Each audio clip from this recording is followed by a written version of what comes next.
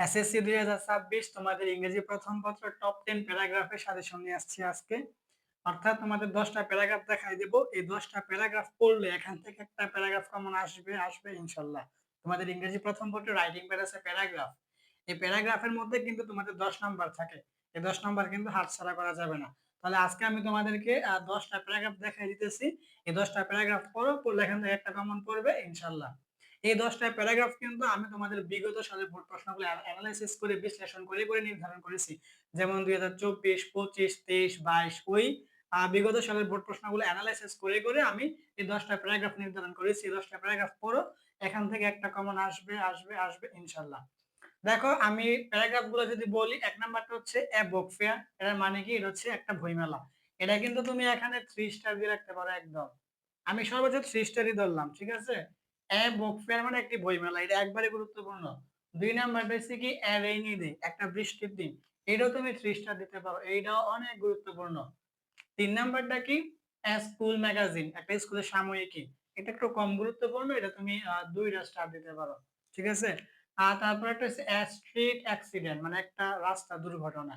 এটা স্ট্রিট, এখানে road accident ও থাকতে পারে। স্ট্রিট অ্যাক্সিডেন্ট মানে একটা রাস্তা দুর্ঘটনা বা রোড অ্যাক্সিডেন্ট একটা সড়ক দুর্ঘটনা। এটাও তুমি ২ টা স্টার দিতে পারো, সমস্যা নাই। পরে ৫ নাম্বারটা কি? টি স্টল, একটা চায়ের দোকান। এটাও তুমি এখানে ২ টা স্টার দিতে পারো। তারপরে কি ৬ নাম্বারটা ভিলেজ মার্কেট, মানে হচ্ছে কি একটা গ্রাম্য বাজার, মানে গ্রামের বাজার। এটাও তুমি ২ টা স্টার দিতে পারো। তারপরে ৭ নাম্বারটা হচ্ছে কি ইউর ফেভারিট টিচার, মানে তোমার প্রিয় শিক্ষক। এইটাও তুমি ২ টা স্টার দিতে পারো। ঠিক আছে? তারপর হচ্ছে কি ৮ নাম্বার ট্রি প্ল্যান্টেশন, বৃক্ষরোপণ। এটা কিন্তু আমরা যখন পড়াশোনা করছি তখন অনেক গুরুত্বপূর্ণ ছিল। আগামীতেও এটা গুরুত্বপূর্ণ থাকবে। ট্রি প্ল্যান্টেশন এটা সবার জন্য গুরুত্বপূর্ণ। এটা তুমি ৩ টা স্টার, তুমি যদি পারো ৪ টা স্টার দিয়ে দাও। ঠিক আছে? এটা এত গুরুত্বপূর্ণ। বা ৯ নাম্বারটা হচ্ছে এনভায়রনমেন্ট পলিউশন, মানে পরিবেশ দূষণ। এটাও তুমি এখানে ৩ টা স্টার দিতে পারো। এটা অনেক গুরুত্বপূর্ণ। আর ১০ নাম্বারটা হচ্ছে কি ট্রাফিক জ্যাম, মানে হচ্ছে যানজট। এটা কিন্তু আমাদের বাংলাদেশের মধ্যে অনেক আছে। বিশেষ করে আমাদের ঢাকা শহরে কিন্তু অনেক যানজট। ঠিক আছে? ট্রাফিক জ্যাম মানে কি? যানজট।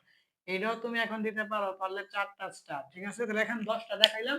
এই ১০ টার মধ্যে আমি আবার কয়টা ৫ টা একদম গুরুত্বপূর্ণ করে দিয়েছি। ১ম টা হচ্ছে বুক ফেয়ার, একটা বইমেলা। পরে হচ্ছে রেইনি ডে, একটা বৃষ্টির দিন। তারপর হচ্ছে কি ট্রি প্ল্যান্টেশন, বৃক্ষরোপণ, এনভায়রনমেন্ট পলিউশন, পরিবেশ দূষণ, ট্রাফিক জ্যাম, যানজট। এই ৫ টা অনেক ভালো করে পড়ো। আর বাকিগুলো একটু মানে হালকা পাতলা রিভিশনের উপরে থাকো। ঠিক আছে? তাহলে তোমাদের এই ১০ টা প্যারাগ্রাফ তোমরা খুব ভালো করে এখন নোট করে ফেলো। নোট করে A to Z মুখস্থ করে ফেলো এবং পরীক্ষা দিতে যাও। পরীক্ষা দিতে গেলে তারপর দেখো যে ১০ টা থেকে একটা কমন আসছে কিনা আসছে।